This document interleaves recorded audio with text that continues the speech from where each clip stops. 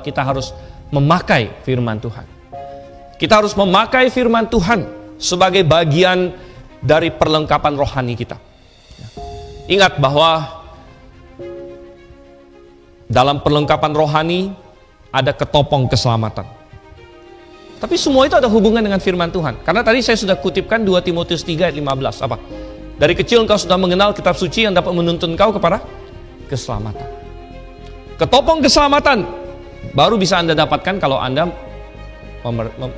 memahami firman Tuhan. Kemudian ada apa lagi? Ada baju zirah keadilan. Sekali lagi, dari mana Anda tahu keadilan? Dari mana Anda tahu mana yang benar dan mana yang salah?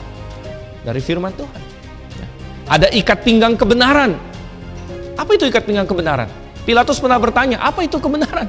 Tuhan Yesus sudah menjawabnya beberapa pasal sebelumnya, Yohanes 17 ayat 17. Firman-Mu adalah kebenaran. Kemudian ada apa lagi? Ada perisai iman. Iman artinya percaya. Apa yang kamu percayai?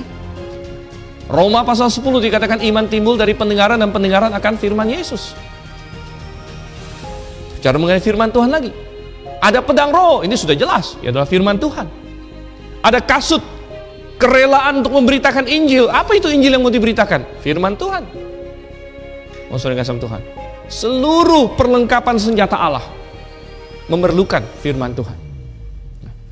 Oleh karena itu, kita harus memakai firman Tuhan dalam kehidupan sehari-hari kita. Kita membacanya, merenungkannya untuk kita pakai. Dan ini sangat jelas sekali. Kita baca ayat yang ke-9 ya. Ayat 9 yang saya hafal di TB1 adalah, dengan apakah seorang muda mempertahankan kelakuannya bersih ya, dengan menjaganya sesuai dengan firman-Mu. Tapi kalau di TB2 masih mirip, bagaimana orang muda menjaga kelakuannya agar tetap murni dengan berpegang pada firman-Mu. Saudara, dunia ini adalah dunia yang kotor. Dunia ini adalah dunia yang penuh dengan kecemaran.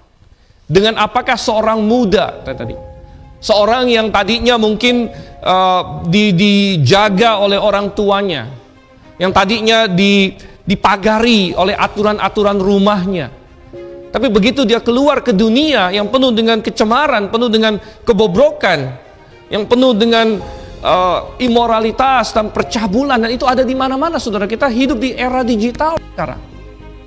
Dulu kalau orang mau mencari pornografi, dia harus cari majalah-majalah yang tidak jelas, gitu kan?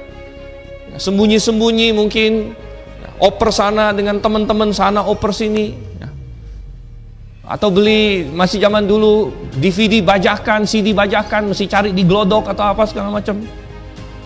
Kalau anak zaman sekarang nggak tahu lagi Glodok, gitu kan? Dulu zaman saya kalau mau cari bajakan-bajakan, teman-teman lari ke Glodok. Ya. Mangga 2 sana cari CD bajakan, DVD bajakan, segala macam.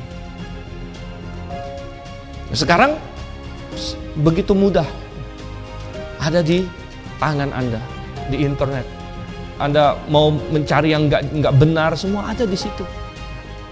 Bagaimana di lingkungan dunia ini, lingkungan kerja, lingkungan sekolah, ada banyak teman-teman yang nggak benar, yang kalau bercanda, berkelakar dengan candaan-candaan yang kotor dan lain sebagainya, itu dianggap sebagai suatu password ya. Kalau kamu mau masuk ke dalam geng mereka, kamu harus ikut tertawa akan hal-hal seperti itu, ikut mengucapkan lelucon-lelucon seperti itu, baru Anda masuk ke dalam grup yang lebih baik dan lebih populer dan lain sebagainya. Bagaimana seorang muda mempertahankan kelakuannya bersih? Bagaimana seorang muda bisa bertahan di tengah-tengah peer pressure yang begitu besar? Ya, peer pressure untuk melakukan apa yang dilakukan oleh dunia. Untuk merokok, untuk minum minuman alkohol. Untuk berpakaian seperti dunia, untuk berpacaran seperti dunia. Bagaimana seorang muda mempertahankan kelakuannya bersih? Pemazmur bertanya. Tapi dia mendapatkan jawaban. Dengan menjaganya sesuai dengan firman-Mu. Kita ingat seorang Daniel, juga orang muda, yang tadinya dibesarkan di Yahudi, di Yerusalem, ya, dengan segala hukum Taurat dan lain sebagainya. Tapi tiba-tiba juga bagaikan dunia runtuh. Dia dicampakkan dari kenyamanan hidupnya menjadi tawanan, masuk ke Babel. Bagaimana dia mempertahankan kelakuannya? Di tengah-tengah makanan-makanan haram waktu itu, Babel, di tengah-tengah hedonisme Babel. Namun Daniel berketetapan dalam hatinya untuk tidak menajiskan dirinya, katanya. Dia ingat akan firman Tuhan. Dan kita tahu Daniel mencintai firman Tuhan. Dia sudah tua pun, katanya dia merenungkan kitab Yeremia. Oh, sudah luar biasa sekali. Saya tidak tahu berapa banyak orang Kristen hari ini yang merenungkan kitab Yeremia. Daniel merenungkan kitab Yeremia. Jadi kita pakai firman Tuhan dalam hidup ini. Ketika ada tantangan, ketika ada godaan. Dan ini bukan hanya masalah moral. Ada kotoran-kotoran intelektual. Ketika seorang muda masuk ke dunia ini, dia akan diperhadapkan dengan konsep-konsep dunia. Ya. Evolusi.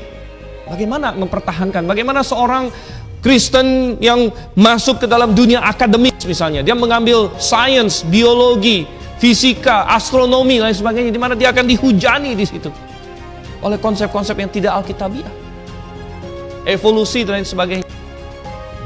Seorang muda yang belajar psikologi misalnya, dia masuk ke dalam fakultas psikologi di mana dia akan dibombardir oleh pikiran-pikiran Sigmund Freud yang ateistik, Karl Marx dan lain sebagainya.